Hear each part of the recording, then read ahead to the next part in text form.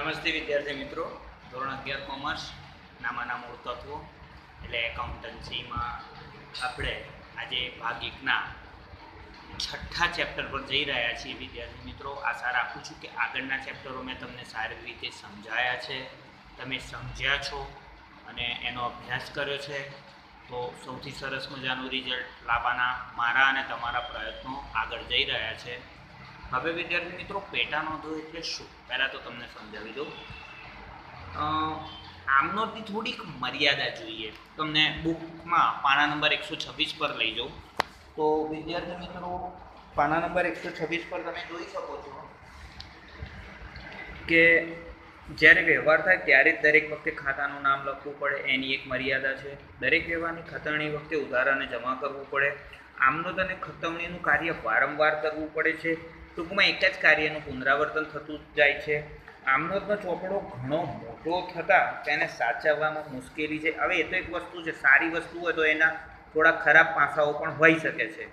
ત્યારબાદ આમનોંધ પરથી કેટલીક મહત્ત્વની માહિતી તાત્કાલિક મળી શકતી નથી અને આંતરિક અંકુશની પદ્ધતિનો અસરકારક રીતે અમલ કરવો અહીંયા મુશ્કેલ છે. તો પેટા નોંધોનો અર્થ શું? પેટા નોંધો એટલે શું પહેલાં તો એ સમજીએ. પહેલાં એક આ લીટી તમારે લખી લાવવાની રહેશે કે હું લીટી દોરી લઉં એટલે તમને સમજાવી દઉં. ઓકે, એક જ પ્રકારના વારંવાર થતા વ્યવહારો નોંધવા માટે આમનોંધના ચોપડાની વર્ગીકૃત નોંધો એટલે પેટા નોંધો. ફરી એકવાર જોઈએ. એક જ પ્રકારના વારંવાર થતા વ્યવહારો નોંધવા માટે આમનોંધના ચોપડાની વર્ગીકૃત નોંધો એટલે પેટા નોંધો. પેટા નોંધોને દૈનિક ચોપડા એટલે કે ડે બુક્સ તરીકે પણ ઓળખવામાં આવે છે. પેટા નોંધોના થોડાક પ્રકારો જોઈ લઈએ જે તમારે લખી પણ લાવવાના છે. તો વિદ્યાર્થી મિત્રો, આટલા પેટા નોંધો છે. એમાં રોકડમેળ આવે છે, જેમાં ખાસ કરીને સાદો રોકડમેળ હોય છે, એક જ ખાનાવાળો રોકડમેળ એટલે કોઈ સમજો વેપારી માત્ર રોકડનો વ્યવહાર, ચેકથી કોઈ ધંધો કરતા નથી, ઉધાર આપતા નથી, તો એ સાદો રોકડમેળ બનાવશે. શું કરવા બનાવશે? તો રોકડ વ્યવહારો નોંધવા માટે. બે ખાનાવાળો કયા કયા હોઈ શકે? કોઈ વેપારી રોકડ સાથે ચેક પણ લેતો હોય તો રોકડ અને બેંક ખાનાવાળો, એ ખાસ કરીને રોકડ અને બેંકના વ્યવહારો નોંધવા માટે. ત્રીજું આગળ જોઈએ તો રોકડ અને વટાવ ખાનાવાળો. ઘણા લોકો ચેકથી કોઈ વ્યવહાર ન કરતા હોય અને રોકડ વટાવની ચોપડે નોંધ કરતા જ હોઈએ છીએ આપણે, તો રોકડ અને વટાવના ખાનાવાળો એટલે કે રોકડ અને વટાવના વ્યવહારો નોંધવા માટે. પછી કોઈ વ્યક્તિ વેપારી એવો છે કે જે માત્ર ચેકથી જ વ્યવહાર કરે છે, તો એણે બેંક અને વટાવ એટલા માટે બનાવવો પડશે કારણ કે વટાવ એ ધંધાની એક પ્રણાલી છે. રોકડ વટાવ આપવો પડતો હોય છે.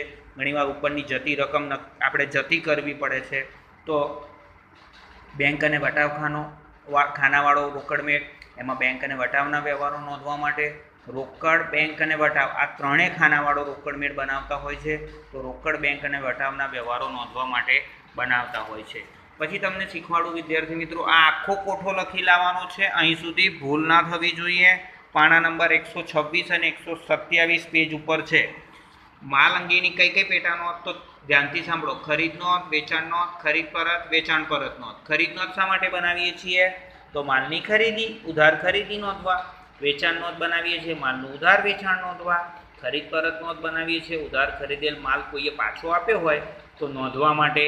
વેચાણ પરત નોંધ એટલે આપણે ઉધાર વેચેલો માલ આપણને કોકે પાછો આપ્યો છે એ નોંધવા માટે. હુંડી અંગેની પેટા નોંધો બે જ છે. લેણી હુંડી નોંધ, દેવી હુંડી નોંધ.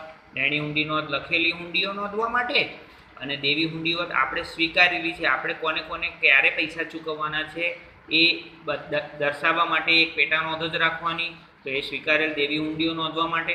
અને ખાસ આમ નોંધ એટલે શું? તો ઉપરના તમામ વ્યવહારોમાં જે વ્યવહાર અમુક ઉપરની પેટા નોંધોમાં નહીં આવતો હોય એવા ખાસ પેટા નોંધો માટે, એટલે કે એવી પેટા નોંધોમાં નહીં નોંધેલા વ્યવહારો જે ખાસ વ્યવહાર હશે, જે ઉપરની પેટા નોંધોમાં નહીં આવતા હોય, એને ખાસ આમ નોંધમાં લખીશું.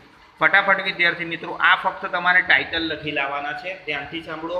હોમવર્ક આશા રાખું છું કે તમે રોજ કરતા જ રહેતા હશો. તો પેટા નોંધના ફાયદા જોઈએ વિદ્યાર્થી મિત્રો. પહેલો ફાયદો છે કાર્યની વહેંચણી. હું તમને એક સરસ મજાનું સમજણ આપું. કોઈ એક જ વ્યક્તિને ઘરમાં બધા કાર્ય સોંપવામાં આવે તો કદાચ કરી તો શકે, પણ તમે જોઈ શકો છો એમાં એને ઘણો સમય જતો હશે, એને થાક પણ લાગતો હશે. પણ જ્યારે તમે કાર્યનો વહેંચણી કરી દો, દાખલા તરીકે આપણે છોકરીઓનું ઉદાહરણ લઈએ તો એમની મમ્મી એમ કહી દે કે બેટા તારે કચરાને પોતું તારે કરવાનું, તો તમે અહીં જોઈ શકો છો કાર્યને વહેંચણી થઈ ગઈ એટલે એક વસ્તુ પાકી કે મમ્મી પણ નવરી થઈ જશે, એને થાક પણ ઓછો લાગશે અને તમે કોઈ એક કામમાં ધીરે ધીરે શીખતા પણ જશો. આ એક માત્ર ઉદાહરણ આપું છું. અને એક ઓફિસની અંદર જોઈએ, દાખલા તરીકે કોઈ એક જ વ્યક્તિને બધું જ કામ સોંપવામાં આવે તો એ વ્યક્તિ કદાચ થાકી જાય. તમે સમજો છો, થાકી જાય, એને સમય વધારે જાય. તો એના કરતાં બેટર છે કે તમારે એ કાર્ય એને થોડુંક કાર્યનું વિભાજન કરો, એટલે કે કાર્ય બીજા જણને વહેંચી દો તો એને પોતાને બી સ્ફૂર્તિ રહે કામ કરવાની અને જલ્દીથી કામ પણ પતી જાય. તો વિદ્યાર્થી મિત્રો બીજું છે શ્રમ વિભાજન થઈ શકે છે, એ તમે વાંચી લેજો. માલ અંગેની પેટાનોંધો આપણે સમજી જ ગયા છીએ, ધીરે ધીરે શીખી લઈએ. વિદ્યાર્થી મિત્રો કડકડાટ કરી લો. માલ અંગેની પેટાનોંધો 4 છે, એકદમ ઇઝી બોલવાનું. ખરીદ નોંધ, વેચાણ નોંધ, ખરીદ પરત નોંધ અને વેચાણ પરત નોંધ. કોઈ કે ખરીદ નોંધ શા માટે બનાવો છો? તો એટલો જ જવાબ આપી દેવાનો, માત્ર ઉધાર ખરીદેલા માલની જ નોંધ કરવા, રોકડ ખરીદીની નોંધ ખરીદ નોંધમાં કરવાની નથી. વેચાણ નોંધ શું કરવા બનાવો છો? તો વેચાણ નોંધ માત્ર ઉધાર વેચાણ કર્યું હોય એવા જ વ્યવહારોને એમાં નોંધવાના. ખરીદ પરત નોંધ શેના માટે બનાવો છો? તો ધ્યાનથી સાંભળો. ખરીદ પરત એટલે આપણે જેટલા જણા વેપારીઓ પાસેથી માલ ખરીદ્યો છે તેઓને પાછો આપ્યો હોય આપણે માલ, તો એ લોકોના વ્યવહારોની નોંધ એક પર્ટિક્યુલર એક ચોપડામાં એક નોંધમાં બનાવવામાં આવે છે. તો તેને ખરીદ માલ પરત નોંધ કહે છે. તો વેચાણ માલ પરત નોંધ એટલે શું? તો આપણે જેટલા ગ્રાહકોને માલ વેચ્યો છે એ ઉધાર જ માલ વેચ્યો હશે, એ લોકોએ કોઈક કારણસર આપણને માલ પરત કર્યો હોય તો તેની નોંધ રાખવા માટે એક અલગ જ નોંધ રાખવાની છે, જેનું નામ છે વેચાણ પરત નોંધ. આપણે ફટાફટ ખરીદ નોંધને બીજા કયા નામે ઓળખાય છે? તો એને હું કહી દઉં, જમા નોંધ. કારણ કે ખરીદેલો માલ હંમેશા આપણે કોઈ પણ વ્યવહાર નોંધ કરીએ તો કોઈ પણ વેપારી પાસેથી માલ ખરીદીએ તો આમનો જ શું હોય? આપણે જ કોઈને ₹5000નો માલ સચિન પાસેથી ખરીદ્યો, આમનો જ કોણ બોલશે? અરે ભાઈ, રોકડ ખાતે ઉધાર નથી બોલવાનું. અહીંયા રોકડ હું બોલ્યો જ નથી. ₹5000નો માલ સચિન પાસેથી ખરીદ્યો તો માત્ર આમનો જ શું થવી જોઈએ? ખરીદ ખાતે ઉધાર, તે સચિન ખાતે જમા. તમારે ધ્યાનથી સાંભળવાનું. હું એવું બોલ્યો છું કે સચિન પાસેથી રોકડેથી ખરીદ્યો? મારો વિડીયો ધ્યાનથી સાંભળજો. ખરીદ ખાતે ઉધાર, તે સચિન ખાતે જમા. એટલે અહીંયા આગળ મારો વેપારી, એટલે હું જેની પાસેથી માલ લઉં છું, એ ઓલવેઝ જમા થાય. એટલે ખરીદ નોંધનું બીજું નામ છે જમા નોંધ. સોરી. તો વેચાણ નોંધ ને ઉધાર નોંધ કેમ કહેવામાં આવે છે? તો એમાં આપણે ગ્રાહકોને માલ ઉધાર વેચીએ છીએ એટલે એનું નામ વેચાણ નોંધ છે અને એનું બીજું નામ ઉધાર નોંધ પણ કહે છે. ફરી એકવાર સમજાવું. આપણે એક ઉદાહરણ લઈએ. ₹10,000નો માલ સુનીતાને વેચ્યો. ધ્યાનથી સાંભળો, હું સુનીતાને વેચ્યો બોલ્યો, રોકડેથી વેચ્યો એવું બોલ્યો નથી. તો આ વ્યવહાર શાખ એટલે ઉધારનો છે. સુનીતા ખાતે ઉધાર, તે વેચાણ ખાતે જમા. એટલે અહીંયા આગળ દરેક મારા ઉધારવાળા વ્યવહારો એટલે કે ઉધાર જે લોકો લઈ ગયા એ લોકોની નોંધ છે, એટલે જ એનું નામ વેચાણ નોંધ અને બીજું નામ એનું ખરીદ નોંધ. ખરીદ નોંધ આજે શીખવાડવા જઈ રહ્યો છું. ખરીદ નોંધમાં કઈ રીતે આપણે એન્ટ્રી મારીશું છોકરાઓ? તો ખરીદ નોંધમાં માત્ર ઉધાર ખરીદીના જ વ્યવહારો નોંધવાના છે. હું થોડાક તમને સૂચનો મોઢે આપી દઉં, ચોપડી કાંઈ જોવી નથી આપણે. તો ખરીદ નોંધમાં શું નોંધશો? તો માત્ર ઉધાર ખરીદીના વ્યવહારો. કોઈ ખરીદીમાં તમે અડધું પેમેન્ટ એટલે અંશતઃ રોકડ ને અંશતઃ શાખ હોય તો પણ પૂરેપૂરો શાખનો ગણીને તેને ખરીદ નોંધમાં નોંધીશું. ત્રીજી સૂચના, કોઈ પણ મિલકત ઉધાર ખરીદો તો પણ તેને ખરીદ નોંધમાં નોંધીશું નહીં, કારણ કે માત્ર માલની ઉધાર ખરીદીના જ વ્યવહાર નોંધવાના છે. બીજી એક વાત, અહીંયા આગળ કોઈ પણ રોકડ વ્યવહાર નોંધતા નહીં. આ મારી ખાસ સૂચના. બધાને મગજમાં ઉતરી ગયું છોકરાઓ? તો આપણે દાખલાઓને ચાલુ કરવા જઈએ છીએ. સાદી ખરીદ નોંધનો નમૂનો તમારે દોરી લાવવાનો રહેશે.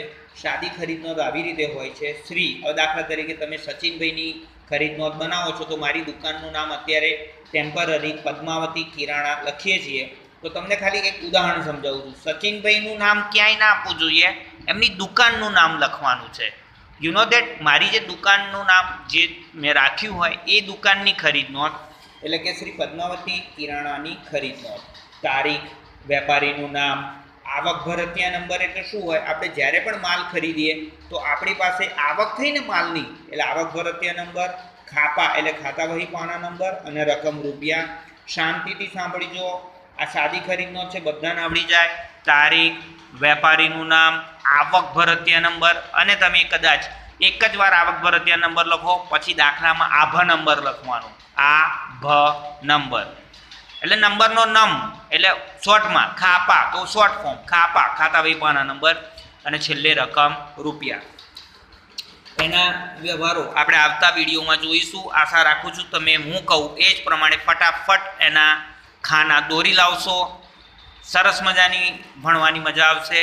તમારા સાથ સહકારની અપેક્ષા સાથે thank you very much. By.